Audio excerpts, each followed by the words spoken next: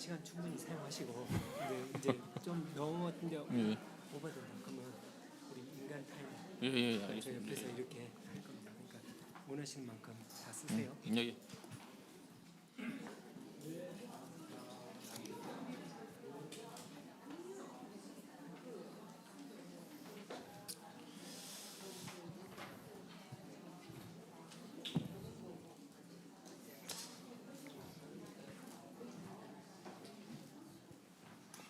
자, 뭐 강의에 관해서 안내를 약간 해드리면 우리 그 책자 그 1페이지 앞에 보시면 타임 테이블이 있는데 타임 테이블 한번 확인하시고 여러분 그 듣고 싶은 강의 들으시면 됩니다. 그 위에 네 가지가 3층에서 이루어지고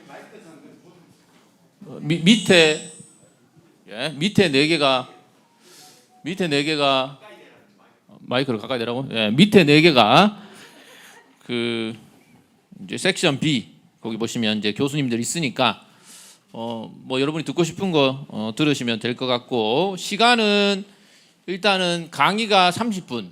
강의가 좀 짧은 시간이긴 한데 기한 교수님들의 강의가 30분이고 그리고 이제 질의응답이 10분입니다. 질의응답이 10분이라서 저도 뭐 30분 정도만 하고 혹시 질문 있으면 질문 받고 아니면 조금 일찍 마치고 그렇게 하고 바로 이어서 2강이 시작됩니다. 2강 시작되고 1강, 2강 마치고 나서 한 15분 정도 쉬는 시간이 있으니까 참조하시면 되겠습니다. 그래서 뭐 강의안 이제 한번 보겠습니다. 소리가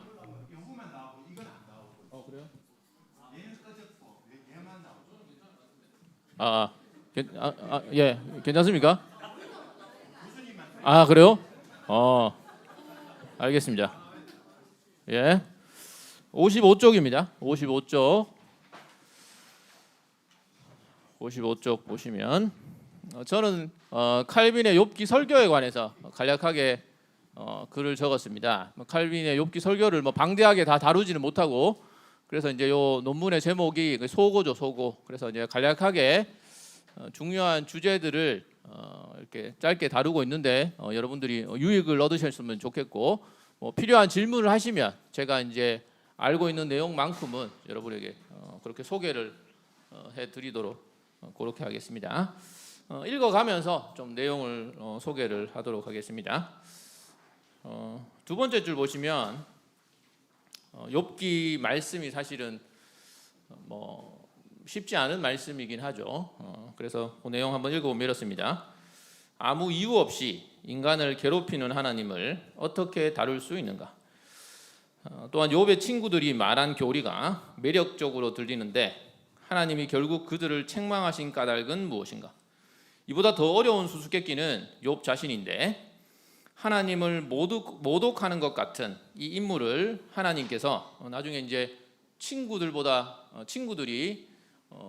책망하시는 말씀이 나오죠. 그래서 인물을 하나님께서 긍정적으로 선언하신 수수께끼는 욥 자신이다. 뭐 이렇게 얘기를 하고 있습니다.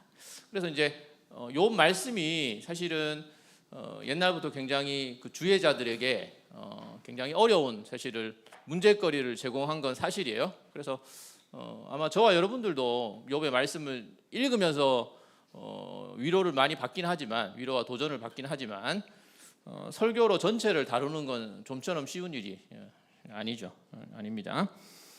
그런데 이제 칼빈은 그의 나이 한 40대 후반, 한 40살쯤, 40대 중반쯤 이제 욥기 설교를 하게 되는데 대중적인 설교였습니다. 칼빈이 주중에 당연히 주일날뿐만 아니라 주중에서도 하나님 말씀을 다루었는데 욥기 설교를 1554년부터 1555년까지 욥기 설교를 다루었습니다. 그래서 이제 칼빈이 오페라에 그 칼빈 전집에 욥기 설교가 있는데 사실은 그 욥기 설교를 뭐 영어로도 그렇고 한국어로도 사실은 일부만 번역되어 있는 상황입니다. 그래서 이제 지평서원에 욥기 설교가 이제 일부 이제 번역되어 있습니다. 서문강 목사님, 마틴 윌리엄스 뭐 전문 번역가시죠. 서문강 목사님께서 번역하신 설교집이 있는데 뭐 그것도 일단 절판된 상황입니다. 절판된 상황인데 이런 욥기 설교를 간략하게 우리가 살펴보려고 합니다. 다루려는 주제는 크게 세 가지입니다. 뭐 서로 연결된 내용이고 내용이 조금 반복되기도 하는데 세 가지 내용입니다. 그래서 이 글의 목적은 세 가지인데, 하나는 욥기 설교의 역사적 맥락을 살펴봅니다. 역사적 맥락이라는 것은 사실 칼빈의 욥기 설교가, 칼빈이 뭐 하늘에서 뚝 떨어진 사람이 아니잖아요. 그래서 이제 그 시대의 인물이고 당연히 그 이전에 교회의 역사 가운데, 흐름 가운데 있는 사람이고, 이 말은 칼빈이 탁월한 종교개혁자지만 2세대 종교개혁자인데, 그럼에도 불구하고 칼빈은 중세 그 욥기 주의 역사와 연속성과 불연속성 가운데 있습니다. 그러니까 뭐 저와 여러분들도 그렇고 모든 신학자들이, 특히나 위대한 신학자들은 다 그 이전의 학자들과 설교자들의 사실은 어깨를 딛고 서서 사실은 그 작업을 하기 때문에 욥기 설교의 사실은 역사적 맥락을 한번 살펴보고, 두 번째는 이제 칼빈의 욥기 설교의 뭐 신학적 주제들을 간략하게 살펴봅니다. 간략하게 살펴보고, 특히나 제가 초점을 맞춘 부분과 관련해서 이제 몇 가지 주제들, 여기 보시면 뭐 자연신학, 뭐 악, 정의, 섭리 문제, 뭐 자연과 역사 문제, 이성의 한계 문제, 이런 것들을 아주 간략하게만 소개하고, 그래서 이제 세 번째 장에서는 마지막 전체적인 내용을 요약하는데, 그런 칼빈 설교 전체에 흘러가는 칼빈의 그 관심사가 잘 드러나고, 사실은 그 난민교회에 설교하던 칼빈이었는데, 사실은 뭐 욥기 설교가 굉장히 뭐 어떤 의미에서는 신학적일 수도 있고 이렇게 하겠지만, 실제적으로 칼빈이 욥기 설교를 통해서 그들에게 어떤 위로를, 현실적인 위로를 주려고 했는지, 그런 것들을 엿볼 수 있는 부분이라고 생각을 합니다. 그 다음 페이지 보시면 여기서 소개한 대로 이제 세 가지 주제를 소개하는데, 첫 번째 부분은 그래서 2장이라고 할까요? 거기 보시면 우리 책 56페이지 제일 위에 보시면 칼빈 욥기 설교의 역사적 맥락이라고 해서 보시면, 칼빈은 크게 이제 중세 교회 신학자들 또는 교부들과 관련해서 크게 이제 두 인물과 비교가 되는데, 하나는 이제 그레고리우스고 다른 하나는 토마스 아퀴나스입니다. 토마스 아퀴나스인데, 그와 관련해서 좀 소개를 해드리면, 욥기 설교와 관련해서 좀 소개해드리면, 그레고리우스 대제가 있습니다. 이 부분 한번 그냥 간략하게 좀 읽어보겠습니다. 두 번째 줄 보시면 욥기 주석들에는 그레고리우스 대제와 천사 박사 토마스 아퀴나스의 작품들이 있는데, 그레고리우스는 도덕적이고 알레고리적인 의미를 강조한 반면 토마스는 본문에 대한 문자적 해석을 시도했다. 이후에 살펴보겠지만 칼빈도 이제 토마스 아퀴나스와 좀 더 연속성이 더 훨씬 큽니다. 물론 토마스 아퀴나스보다 훨씬 더 발전적인 모습을 보여주고 있지만, 어쨌든 알레고리에 관해서 이제 반대를 하는 입장을 그렇게 보여주고 있습니다. 그래서 이제 그러나 뭐 그레고리우스의 해석 자체도 우리가 생각해 볼 거리들이 굉장히 많이 있습니다. 칼빈은 그런 흐름들, 그런 원리들을 따르진 않았지만 말이죠. 그래서 이제 거기 보시면 고단락 밑에서 한 세 번째 줄 보시면, 첫 번째 단락 밑에 세 번째 줄 보시면, 그래서 그레고리우스는 알레고리적 차원에서 욥의 고난이 그리스도의 고난을 가리킨다, 이렇게 이해를 하고, 이걸 뭐 구속사적이다 이렇게도 읽을 수 있을지 모르겠는데, 칼빈은 이런 시도를 하지 않습니다. 물론 이제 염두에 둘 수는 있었겠지만 그 설교에서는 이런 부분이 분명히 나타나고 있지는 않습니다. 그래서 교회의 순례적 삶을 묘사한다, 뭐 이렇게 얘기를 하고, 반대로 욥의 친구들 같은 경우에는 그 다음 줄 보시면 욥의 친구들 역시 다층적인 의미를 갖는데, 이들은 진리와 오류를 뒤섞고 교회를 박해하는 이단자들을 상정한다, 뭐 이렇게 이해를 한 반면에 토마스 아퀴나스는 좀 더 사실은 문자적인 해석을 시도합니다. 그래서 이제 토마스 아퀴나스가 욥기에 대한 최초의 본격적인 문자적 주석서다라고 평가를 받고 있어요. 근데 사실은 토마스 아퀴나스만 있었던 건 아니고, 토마스 아퀴나스보다 조금 이른 시기에 문자적인 주석을, 그러니까 기본적으로 그 전에는 그렇지 않았다는 거죠. 문자적인 주석을 시도했던 사람들이 없진 않았지만 토마스 아퀴나스를 그렇게 이제 꼽고 있습니다. 그래서 그는 욥기 본문 속에서 섭리를 제안하고 영혼의 개별적 불멸을 부정함으로써 분배적 정의를 부정하는 아베로에스주의에 대한 반박을 발견한다, 이렇게 얘기하고 있는데, 그래서 이제 토마스 아퀴나스와 칼빈이 이제 연속성을 갖고 있지만 문자적인 해석을 한다는 측면에서 그렇지만 이제 토마스 아퀴나스의 가장 큰 그 욥기 해설에 관한 가장 중요한 관심은 영혼 불멸이었어요. 개인적인 영혼 불멸. 개인적 영혼 불멸을 통해서 사실은 참된 위로를 주고 이 역사 가운데서 사실은 우리가 역사 가운데서 하나님의 손길을 읽어내려고 하잖아요. 그게 뭐 좋은 의미에서도 그렇고 아니면 그게 이제 우리가 간혹 잘못 읽기도 하는데 그런 것들의 사실은 타당성을 오히려 토마스 아퀴나스는 증명하려는 시도를 합니다. 뭐 그런 내용들이 있고 넘어가서요. 그 다음 페이지 넘어가서 두 번째 단락 보시면 그래서 칼빈은 욥기를 섭리에 관한 논쟁으로 해석하는 토마스주의적 두 번째 단락입니다. 전통에 속하는 것이 분명하다. 그러나 그의 주의에서 중심적인 것은 혼란스러운 인간 역사 속에 갇혀 있는 인간 이성의 인식적 한계에 대한 자각이다.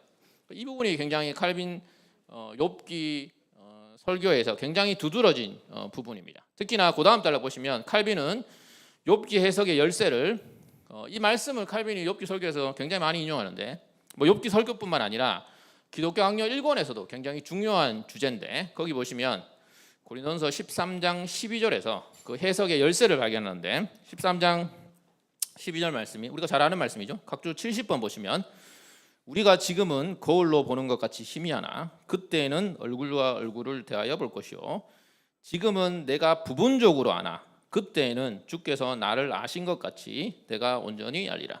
그래서 이제 욥기는 그런 고난 가운데 신자가 이런 고난을 우리가 이해할 수 있는 그래서 이 역사를 본인의 이성으로 잘 해석할 수 있다라는 게 아니고 그 우리의 무지를 인정하면서 하나님을 신뢰하는 길을 제안하는 어떤 그런 말씀이라고 칼빈은 기본적으로 이해를 하고 있어요. 이해를 하고 있습니다.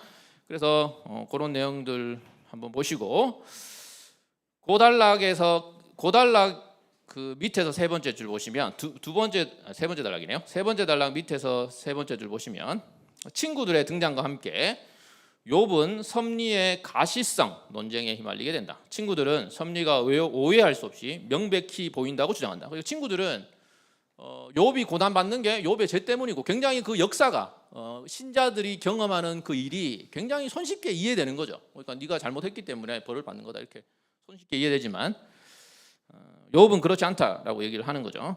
명백히 보인다고 주장한다. 욥의 친구들은 과도하게 칼빈주의적인 이건 뭐 진짜 칼빈주의적이라고 그렇다고 한 건 아니고 제가 물음표로 그래서 표현을 했습니다.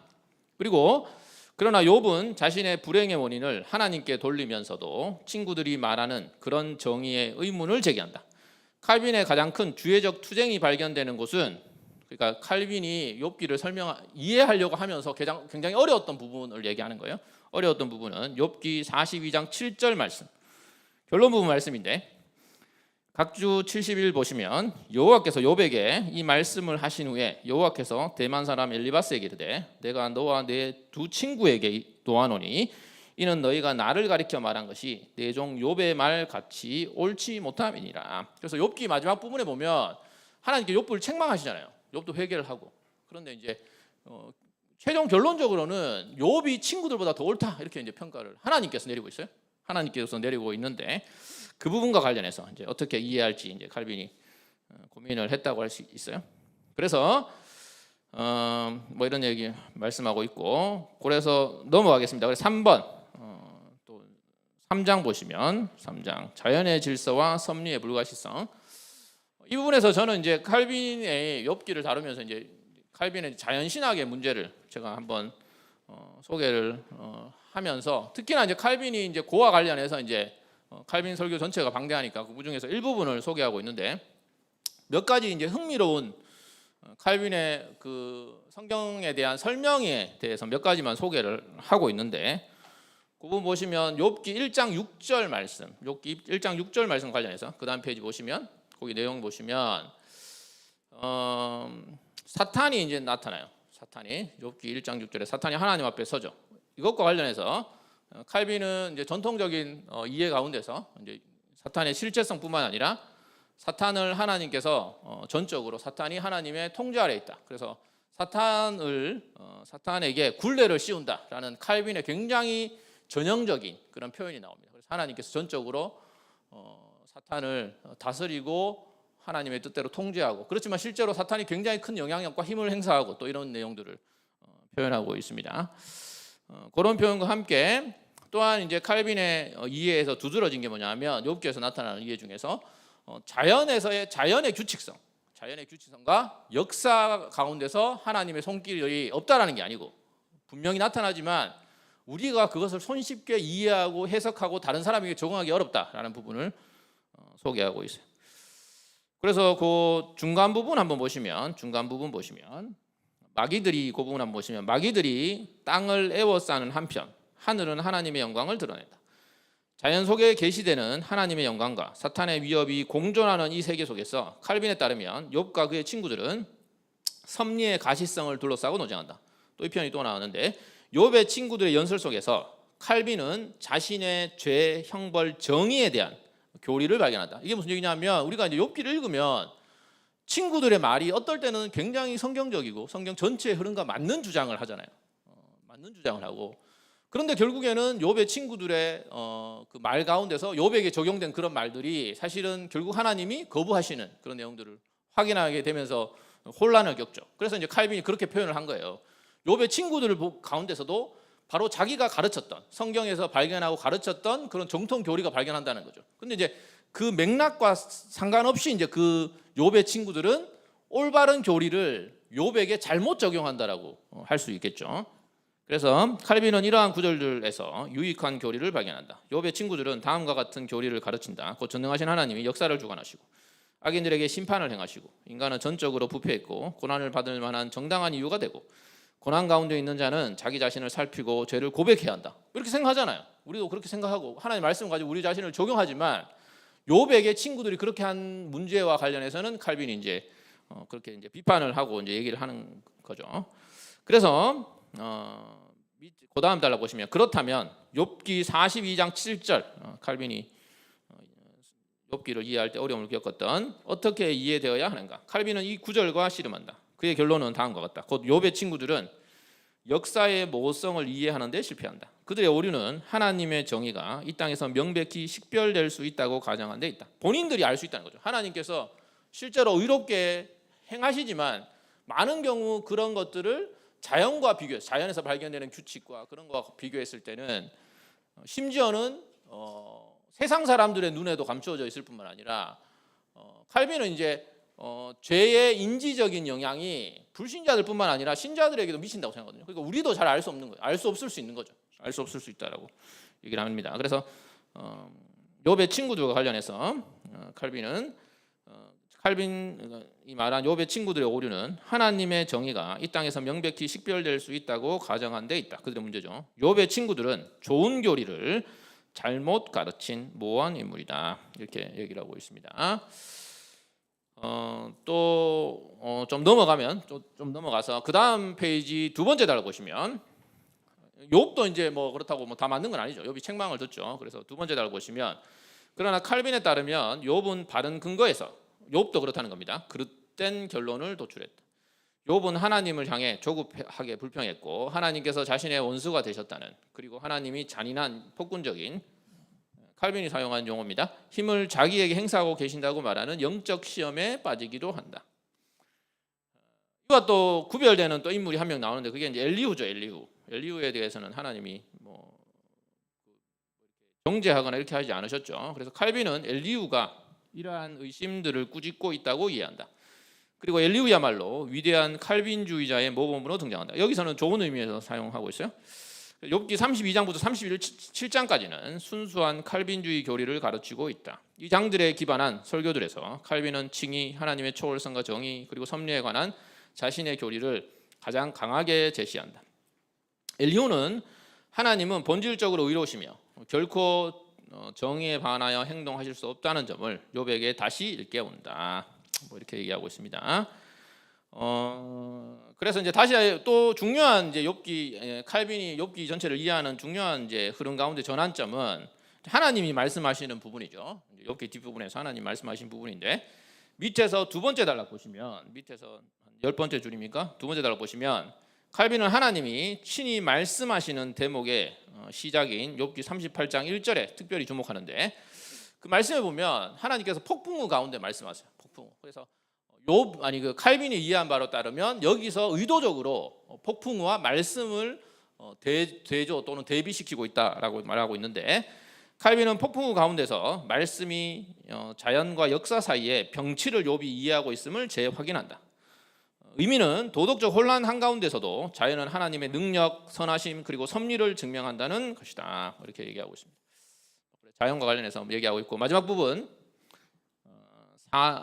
마지막 장 4장이죠. 4장은 뭐 시간이 많이 남아서 다 한번 읽어보겠습니다. 마지막 장입니다.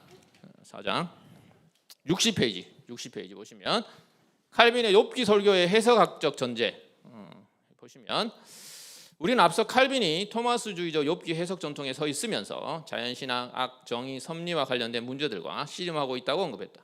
또한 칼빈의 욥기 설교는 주의 본질에 대해서도 통찰을 제공한다. 자연신학에 대한 칼빈의 사고는 이제 자연신학에 대해서 이제 논쟁이 많았어요. 그러니까 사실 칼빈도 자연신학이라고까지는 얘기는 하지 않지만 자연에 관한 묵상이나 고찰을 얘기하죠. 성경도 얘기하고 있습니다. 예수님께서 뭐 동물을 보라 하고 자연을 보라 하고 하나님께서 역사하시는 자연의 섭리를 통해서 우리가 교훈과 위로를 얻잖아요. 근데 그 이후에 칼빈 이후에 이제 개혁파 정통주의자들 가운데서도 이제 자연신학이 있었습니다. 건전한 자연신학이 있었는데, 그러고 나서 이제 20세기에 와서 이 자연신학에 관해서 이제 절대적으로 반대를 주장한 사람이 소위 말하는 그 유명한 칼바르트였어요. 칼바르트가 자연신학에 대해서 전적인 반대를 얘기하고, 또 그 신정통주의 안에서 그 자연신학을 올바르게 회복하는 정당한 자연신학의 그 자리를 긍정한 또 신학적 입장이 있었는데, 큰 논쟁이 있었는데, 물론 이제 뭐 바르트 같은 경우에는 이제 나치 상황에서 말이죠, 교회가 기존 질서에 대해서 자꾸 옹호하는 입장을 취하니까 사실은 자연신학에 더 사실은 반발하고 거부감을 가졌을 수 있겠죠. 어쨌든 그렇지만 그래서 다시금 이제 자연신에 관한 관심과 논쟁이 이제 벌어진 그런 신학적 상황을 좀 고려를 했으면 좋겠고, 그래서 이제 뭐 이런 논쟁이 있었다라고 제가 이제 그런 논쟁사를 간략하게 소개하고 있고, 결론을 내리면 칼빈은 정당한 자연신학을 인정합니다. 그래서 이제 성경 계시를 존중하는 그런 자연신학, 그러니까 우리가 손쉽게 생각하는 자연에 관한 올바른 성경적 통찰, 그걸 당연히 긍정합니다. 당연히 긍정하고 있고, 그래서 고달락 마지막 부분에 보면, 즉 칼빈은 독립적인 자연신학은 거부했으나 경건한 방식으로 자연에 대한 신학적 묵상은 지지했다는 점이다. 특히나 이게 이제 욥기 설교에서 잘 드러나요. 욥기 설교 자체가 역사의 그 애매모호한 가운데서도 하나님의 손길을 읽어내지 못하는, 우리가 거울로 보는 것과 희미하고 부분적으로 알지만 자연에서는 하나님의 선하심과 아름다움과 지혜가 분명히 드러나지 않느냐라는 식으로 얘기를 하고 있습니다. 그래서 칼빈은 자신의 욥기 설교들 전반에 걸쳐 자연에 대한 묵상을 전개하며 회중에게 자연을 묵상할 것을 고민한다. 그는 욥기의 안경을 통해서 하나님의 권능과 섭리에 대해 가르치는데, 이를 위해 자연에 대한 방대한 언급을 동원한다. 여러분이 아마 욥기 말씀을 생각하면 아마 그런 기억날 거예요. 여러 가지 뭐 별에 관해서, 바다에 관해서. 하지만 동시에 자연과 역사 사이의 구별을 통해 자연 연구는 역사 묵상과는 질적으로 다르다, 이렇게 얘기를 하고 있고, 자연의 질서 속에서 발견되는 것 같은 거울은 역사에서는 발견되지 않는다. 그것은 점을 경고한다. 칼빈의 욥기 설교들은 인간 역사의 불의에 대한 설명도 제시한다. 자연인의 관점에서 역사는 혼란스럽고 무질서해 보인다. 그러나 이성이 하나님의 섭리에 불과해한 사역들을 이해하지 못할 때 신자는 믿음을 가지고 변함없이 공의로우신 하나님께서 역사를 다스리신다는 사실을 신뢰해야 한다. 실천적으로 신자에게 가장 중요한 것은 기다림과 인내이다. 그러니까 난민교회를 향해서 이제 이런 실제적 조언을 하는 거죠. 하나님의 정의는 역사의 마지막 날에 비로소 드러나며 그때의 질서도 회복될 것이다, 이렇게 얘기하고 있습니다. 물론 이제 칼빈의 초점은 토마스 아퀴나스와 달리 이제 개인적 영혼의 불멸, 물론 개인적 영혼의 불멸이 이제 전통적인 이해였고, 칼빈도 당연히 그걸 긍정했고, 칼빈은 이제 실제로 영혼 수면설 논박 이런 것들을 논박함으로써 이제 사실은 개인적 종말론에 관해서 강조를 한 입장이었지만, 적어도 욥기 설교에서의 칼빈의 초점은 이제 그런 부분은 아니었던 거죠. 그러니까 그런 부분이 아니었다고 하더라도 그걸 배제하는 건 물론 아니었습니다. 악은 세상에 아무런 질서가 존재하지 않는다는 의혹을 불러일으킨다. 기독교는 부정하거나 회피하는 것이 아니라 부당하고 견디기 어려운 현실과 직면해야 한다. 칼빈의 설교는 신앙적 성찰의 투쟁을 전형적으로 보여준다. 칼빈은 난민교회를 대상으로 설교하면서 비현실적인 낙관주의가 아니라 현실적이면서도 위로가 되는 고통 이해를 제시했다. 끝으로 칼빈의 욥기의 본문과 씨름한 흔적은 그의 주의 방식의 본질을 드러내며 신학적 전제와 주의 방법 그리고 해석의 결과들 사이에 미묘한 관계를 보여준다. 조금 이건 좀 넘어갈게요. 넘어가서 그 다음 페이지 첫 번째 줄 보시면 예컨대 그레고리우스는 욥기를 웅장한 알레고리 방식으로 다루었고 거의 모든 단어에서 의미의 여러 층위를 찾아냈다. 그러나 칼빈은 알레고리를 거부했다. 인간 이성을 굴레 씌우듯 억제하려 했으며 이것은 역사를 읽는 우리의 눈뿐만 아니라 성경을 읽는 데 있어서 본문의 역사적이고 문법적 이해를 초월하거나 그 이면까지 뚫고 들어갈 수 없다라고 그렇게 칼빈은 생각을 했어요. 이와 같은 서로 다른 주의 방법은 독자와 본문 사이에 근본적으로 다른 관계를 드러내며 이 관계가 해석에 결정적인 영향을 미친다. 물론 알레고리를 거부할 때 무엇인가를 얻기도 하지만 동시에 무엇인가를 잃기도 한다. 제가 이 말로 의도한 것은 우리 전통적인 우리 좀 이해에 따르면 이제 모형론이라는 게 있거든요. 모형론. 그러니까 예를 들어 욥기 같은 경우에 욥을 그리스도의 모형으로 읽는다. 읽는 사람도 있으니까 그레고리우스 같은 경우 그렇게 읽긴 했었지만 모형론 같은 경우는 성경에서 발견되는 해석의 방법이라고 할 수 있습니다. 그런데 이제 우리가 예수 그리스도의 한정에서 생각한다면 예수 그리스도의 모형을 찾을 때 어느 정도 찾을 수 있을까요? 칼빈 같은 경우를 우리가 생각해 보면 칼빈도 모형에 대해서 얘기하지만 모형론을 발전시키자. 체계적인 모형론은 나중에 나오겠죠. 발전시키지 않았지만 우리가 예수 그리스도의 모형을 구약에서 찾는다라고 했을 때 어디까지 우리가 모형을 발견할 수 있을까? 모형을 찾아볼 수 있을까라고 했을 때 일반적으로 최소주의와 최대주의가 있습니다. 최대주의는 가능한 한 예수 그리스도를 많이 찾는 거죠. 그레고리우스 같은 경우에 얘기하다 보면 욥에서 예수 그리스도를 발견하는 것은 이제 최대주의라고 할 수 있겠죠. 최소주의는 성경에서 실제로 신약에서든 어디서든 예수 그리스도의 모형이라는 확실한 근거가 있어야 돼요. 명제적 근거나 확실한 근거가 있어야 예수의 모형으로 사용할 수가 있습니다. 그걸 이제 최소주의라고 하는데 만약에 최소주의를 입장을 만약에 견지한다.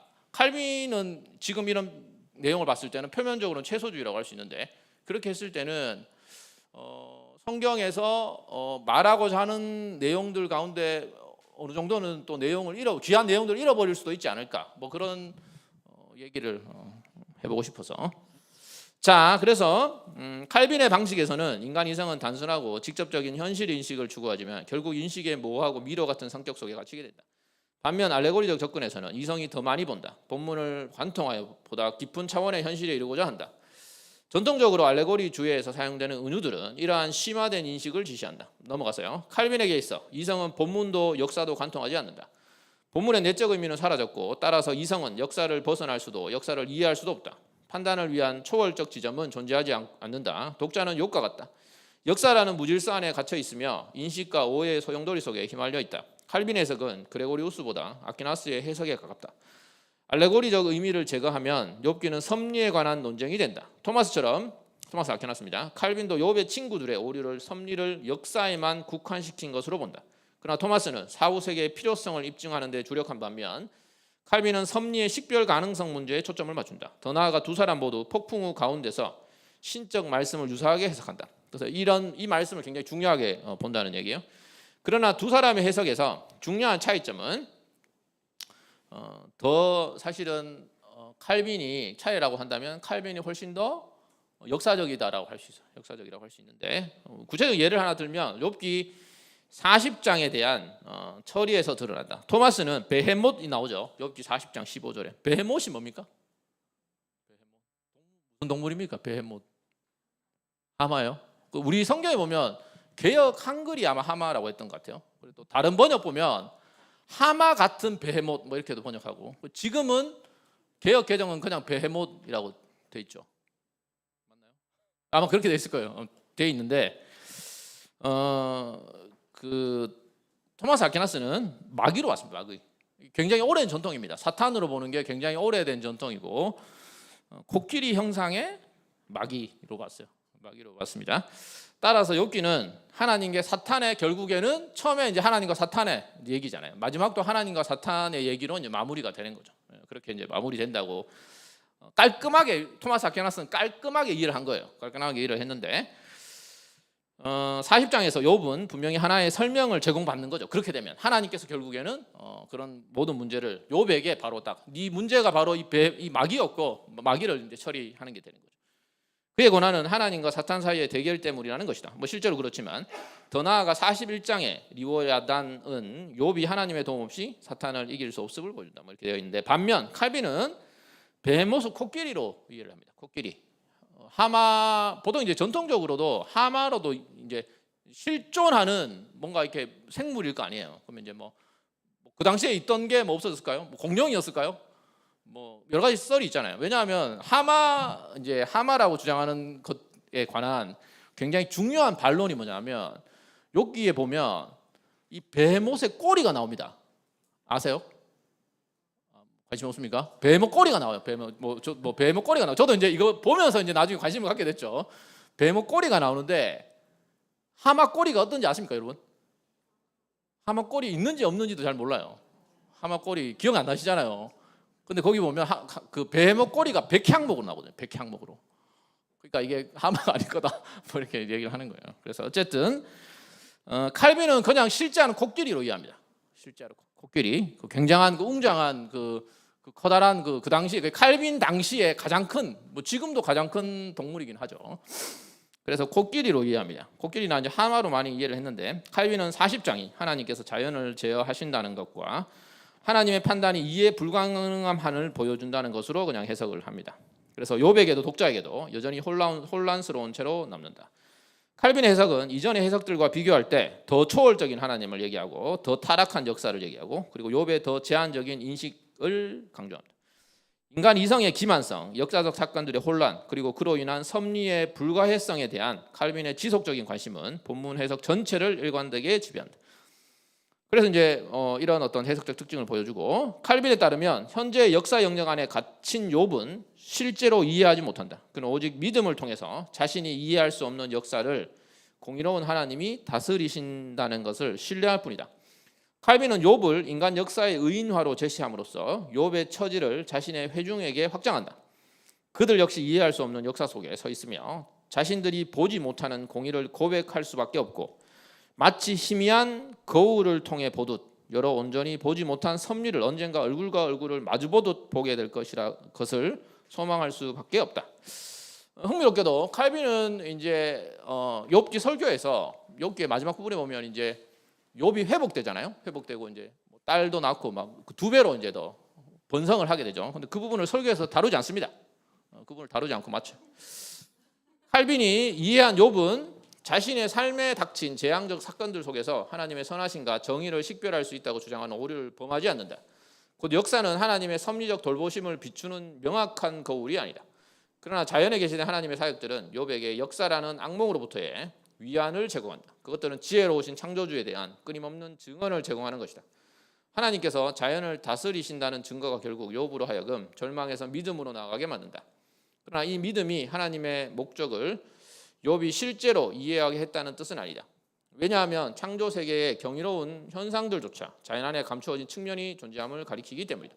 뭐 신약 성도인 우리는 훨씬 더 많은 걸 이해할 수 있다고 할 수 있겠죠. 뭐 욥의 그 싸움의 배경에 대해서도 더 선명하게 볼 수 있다고 할 수 있겠지만 칼빈이 이해한 욥은 자신의 인식적 한계와 지극히 초월적인 하나님의 헤아릴 수 없는 목적과 직면하여 바로 거기서 지혜에 이른다. 여기까지입니다. 혹시 질문?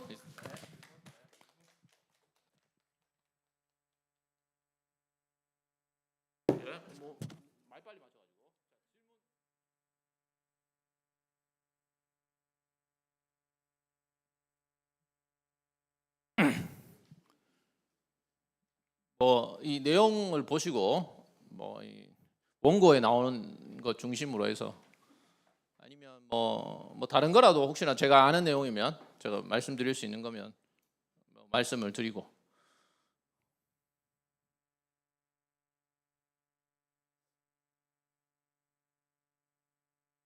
예.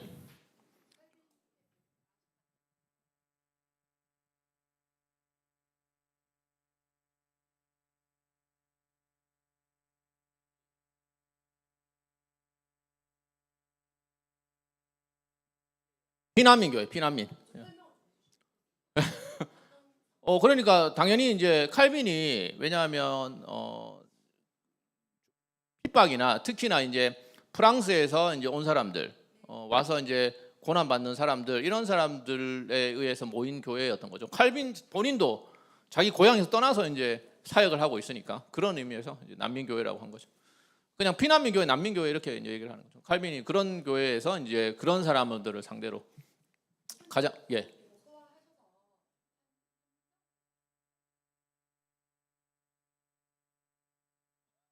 뭐 한마디로 말한다는 건 사실은 좀 약간 환원주의적이 될 수밖에 없겠죠. 그래서 적어도 이제 칼빈의 중요한 뭐 여러 가지 칼빈 설교 전체에 대한 그 방대한 설교 전체에 대한 150몇 편이 되니까요.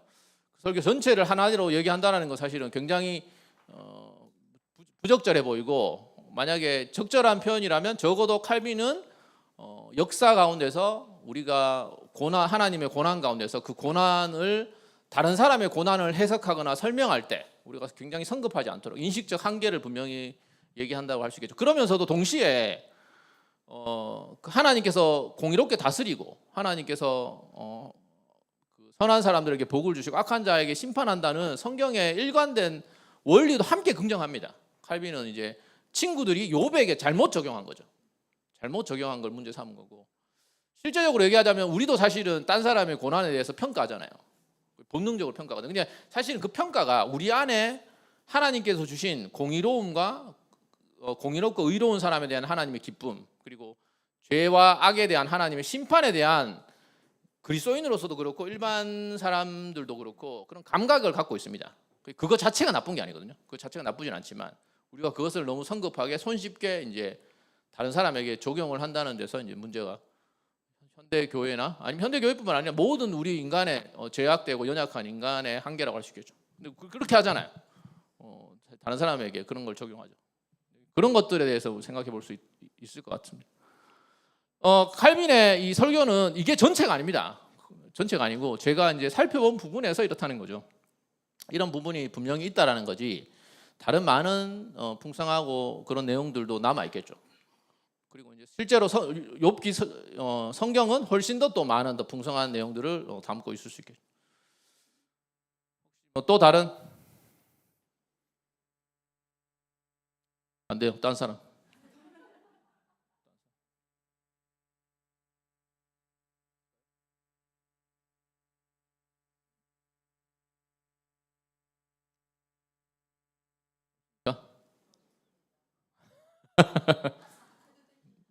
뭐 예.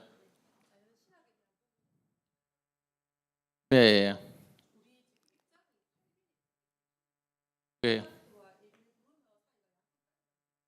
그러니까 뭐 근데 뭐 에밀 브루너에 관심이 있을 수도 있고 없을 수도 있는데 바르트와 에밀 브루너는 다 이제 신정통주의라고 하죠. 흔히 일반적으로. 그래서 우리랑 입장이 다릅니다. 우리는 정통주의고 신정통주의는 우리랑 이제 많은 이해가 사실은 차이가 있고 달라요. 차이가 다르지만 자연신학이라는 부분 아까 얘기한 것처럼 기본적인 의미에서 예를 들어 성경에서 말하는 하나님께서 얘기하는 일반 계시라든가 자연을 통해서 하나님의 지혜와 아름다움과 섭리를 발견하고 거기서 교훈을 얻고 하나님과 영광의 아름다움을 이해하는 그런 방식, 그런 식의 자연을 신학적 재료로 사용하는 것에 있어서는 에밀 브루너가 맞는 거죠.